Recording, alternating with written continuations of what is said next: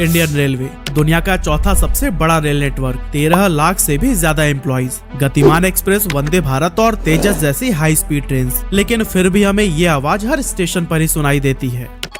कृपया ध्यान दीजिए, वाराणसी जोधपुर मरुधर एक्सप्रेस अपने निर्धारित समय 12:05 से 2 घंटे 50 मिनट की देरी से प्लेटफॉर्म नंबर 4 पर आएगी। पिछले साल सिर्फ 7 महीनों के अंदर ही इंडियन ट्रेन 1,27,00,000 मिनट लेट हुई थी, जो लगभग 24 साल के बराबर का समय है। लेकिन अब सवाल यह है कि आखिर कई सारी सुपर फास्ट ट्रेन होने के बावजूद भी इंडियन ट्रेन इतना स्लो क्यों चलती है और हमेशा लेट ही क्यों हो जाती है। आज के इस वीडियो में हम सब कुछ जानने वाले हैं। दोस्तों, इंडियन रेलवेज अपने लार्ज नेटवर्क और लाखों एम्प्लॉयज के लिए जाना जाता है, जिससे हर रोज करीब 20 करोड़ टन सामान और 2.5 करोड़ पैसेंजर्स ट्रेवल करते हैं। मगर जब स्पीड की बात आती है तो भारत के आंकड़े हमें 100 साल पीछे धकेल देते हैं, क्योंकि हमारे एक्सप्रेस ट्रेन की एवरेज स्पीड जहां 37 से 45 किलोमीटर पर आवर तक है, वहीं जिन्हें हम सुपर फास्ट की कैटेगरी में रखते हैं, उन ट्रेन की स्पीड भी महज 55 kmph है। और कहीं अगर आपने 70 किलोमीटर पर आवर की स्पीड से चलती हुई ट्रेन देख ली तो बस यह जान लीजिए कि वो कुछ गिनी चुनी प्रीमियम ट्रेन में से एक है। तो दोस्तों, ओवरऑल रफ्तार के मामले में हम जापान, फ्रांस, चाइना और जर्मनी जैसे देशों के मुकाबले बहुत पीछे हैं, क्योंकि वहां पर ट्रेन 300 किलोमीटर पर आवर से भी ज्यादा की रफ्तार से चल सकती है। वैसे कहने को तो हमारी भी कुछ ट्रेन की top speed 180 kilometre per hour है, लेकिन पटरी पर वो 100 या फिर 120 की स्पीड भी नहीं पकड़ पाती है।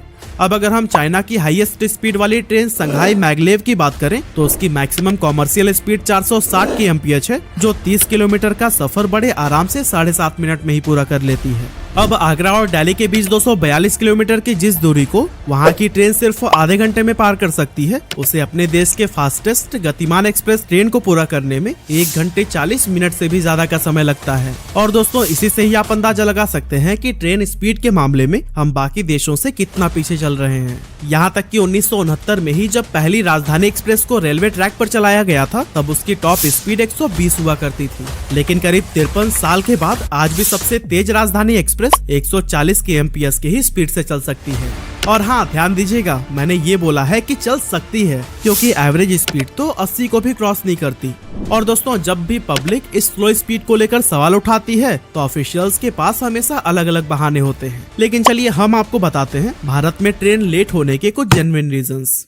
Number 1, heavy conjunction on tracks. दोस्तों, पूरे देश में ही रेलवे ट्रैक का एक जाल बिछा हुआ है, लेकिन अब भी यह उससे बहुत कम है जितना कि एक्चुअल में रेलवे को नीड है। हर थोड़े थोड़े समय पर नई नई ट्रेन का उद्घाटन तो कर दिया जाता है, लेकिन वो दौड़ेगी किस ट्रैक पर, इसे सोचने में ज्यादा दिमाग ही नहीं लगाया जाता। फिलहाल इंडिया के पास 22,593 से भी ज्यादा ट्रेन हैं, लेकिन ट्रैक्स की लंबाई सिर्फ 68,000 किलोमीटर है। और पता है, इसमें से 54,000 किलोमीटर तो ब्रिटिशर्स ही बना कर गए थे। यानी कि पिछले 76 सालों में हमारी गवर्नमेंट ने सिर्फ 14,000 किलोमीटर के ही ट्रैक्स बनाए हैं। साल 2000 में जहां डेली पैसेंजर ट्रेन की संख्या 8,520 थी, वहीं अब हर रोज हमारे देश में 13,169 ट्रेन दौड़ती हैं। लेकिन ट्रैक्स को रिक्वायरमेंट के हिसाब से बिल्कुल भी नहीं बढ़ाया गया है। यानी समय के साथ ट्रेन की संख्या तो बढ़ रही है, लेकिन ट्रैक वही का वही है। और यही वजह है कि किसी ट्रेन को आगे बढ़ाने के लिए दूसरी ट्रेन को रुक कर इंतजार करना पड़ जाता है, और फिर नतीजा यही सामने आता है कि हमारी ट्रेन घंटों लेट हो जाती है।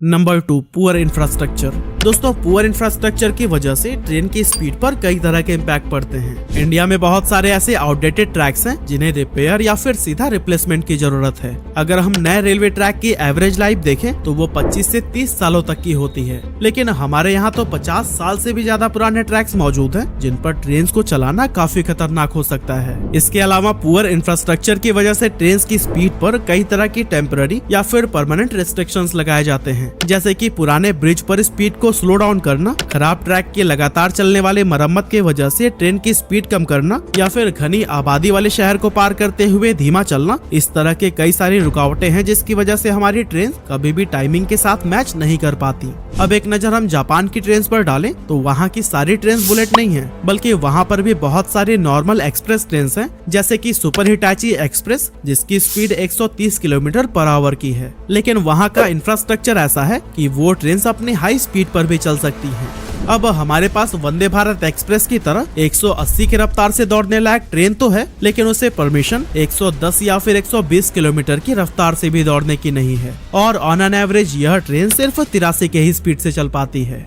वहीं दूसरा एग्जाम्पल अगर हम ले ओडिशा के पुरी और नई दिल्ली के बीच चलने वाली पुरुषोत्तम एक्सप्रेस की, तो इस ट्रेन की टॉप स्पीड तो 130 किलोमीटर पर आवर की है, लेकिन यह अपने एवरेज स्पीड में सिर्फ 60 के रफ्तार से ही चल पाती है। जाहिर सी बात है कि अच्छी इंजन कैपेसिटी होने के बावजूद भी खराब इंफ्रास्ट्रक्चर की वजह से हमारी ट्रेन स्लो चलती है और हमेशा लेट होती है। Number 3, dirty politics. अब देखिए, हमारे वहाँ के जो नेता लोग हैं ना, उनका सबसे पहला गोल यही रहता है कि अगले बार के चुनाव में भारी वोटों के साथ विजयी होकर वापस सत्ता में आना है। ऐसे में जो 4-5 साल का उन्हें समय मिलता है, उसमें वो कोशिश करते हैं उन कामों को करने का जो कि लोगों को साफ साफ तौर पर दिखाई दे, जिसमें सबसे ज्यादा है ढेर सारे ट्रेन को लॉन्च करना। अब देखा जाए तो सबसे ज्यादा जरूरत हमें नए रेलवे ट्रैक्स को बिछाने की और बिछे हुए ट्रैक्स को अपग्रेड करने की है, लेकिन इस काम में एक तो 15 से 20 साल का समय लग जाएगा और आम लोग भी सीधे तौर पर इस ग्रोथ को नहीं समझ पाएंगे। ऐसे में हमारे नेता लोग सिर्फ उन्हीं मुद्दों पर फोकस करते हैं जिससे उन्हें अगले चुनाव को जीतने में हेल्प मिल पाए। और दोस्तों, यही तो वजह है कि जो 54,000 किलोमीटर की लंबी ट्रैक अंग्रेज बिछा कर गए थे, उसमें हम सिर्फ 14,000 किलोमीटर ही जोड़ पाए हैं। Number 4, uncooperative attitude among railway officials. दोस्तों, रेलवे अधिकारियों की लापरवाही के किस्से हमें अक्सर सुनने को मिलते हैं। कई बार तो देखा गया है कि ट्रेन आने की अनाउंसमेंट किसी और प्लेटफॉर्म पर होती है, लेकिन ट्रेन तो किसी दूसरे ही प्लेटफॉर्म पर चली जाती है। ऐसे में जब तक सवारी ट्रेन में न बैठ जाए तब तक वो आगे थोड़ी बढ़ेगी, और फिर पैसेंजर्स को अपना प्लेटफॉर्म चेंज करते टाइम जो लेट होता है, वो भी तो ट्रेन के लेट होने का कारण बनती ही है। इसके अलावा अगर कोई ट्रेन देरी से चल रही होती है तो फिर ऑफिसर्स उसे सीरियस लेकर समय पर पहुंचाने की बजाय उसे और ज्यादा लेट ही कर देते हैं, ताकि ऑलरेडी लेट हो चुके ट्रेन के चक्कर में और सारी ट्रेनें लेट न हो जाएं। लेकिन इतना दिमाग लगाने के बाद भी यही देखने को मिलता है कि ज्यादातर ट्रेनें भारत में देरी से ही अपने डेस्टिनेशन तक पहुंचती हैं। Number 5, unhealthy competition. दोस्तों, यह पॉइंट इस वीडियो में देखकर आपको थोड़ी हैरानी जरूर हुई होगी, लेकिन रिसर्च करते हुए मुझे आपसे भी कहीं ज्यादा शौक लगा था। एक्चुअली रेलवे के अंदर अलग अलग जोन्स के बीच में एक अनहेल्दी कंपटीशन देखने को मिलता है। अलग अलग जोन के ऑफिशियल्स दूसरे जोन के ट्रेन को लेट कराने के लिए उन्हें पास ही नहीं देते।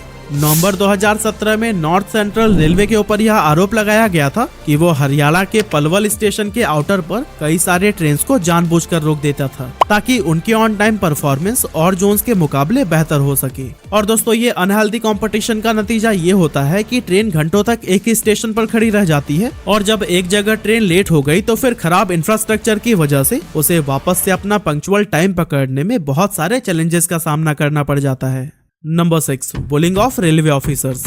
दोस्तों, रेलवे एम्प्लॉइज को लेकर एक और बहुत सीरियस कंप्लेन हमेशा देखने को मिलती है कि बड़े अधिकारी अपने जूनियर्स के साथ तानाशाही वाला रवैया अपनाते हैं और वे लगातार उन पर मानसिक दबाव बनाकर काम करवाना चाहते हैं। देखा जाए तो एक स्टाफ को एक बार में एक ही ड्यूटी करने का नियम है, लेकिन बड़े अधिकारी उनसे उनके ऑफिशियल वर्क के अलावा अपने पर्सनल काम भी करवाते हैं। इस तरह के खराब रवैये की वजह से स्टाफ को हमेशा मानसिक तनाव से गुजरना पड़ता है और बैड वर्किंग एनवायरनमेंट में कभी भी कोई काम ठीक ढंग से या फिर समय पर नहीं हो पाता, क्योंकि जो समय अधिकारियों को रेलवे की सेवा में लगाना चाहिए उसमें से ज्यादातर समय वो इंटरनल पॉलिटिक्स में इन्वॉल्व होकर खराब कर देते हैं।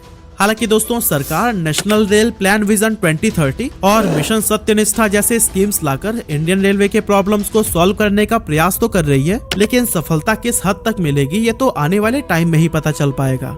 वैसे आपका ओपिनियन भी हमारे लिए बहुत मैटर करता है, इसीलिए अपने सुझाव भी हमें कमेंट जरूर करिएगा।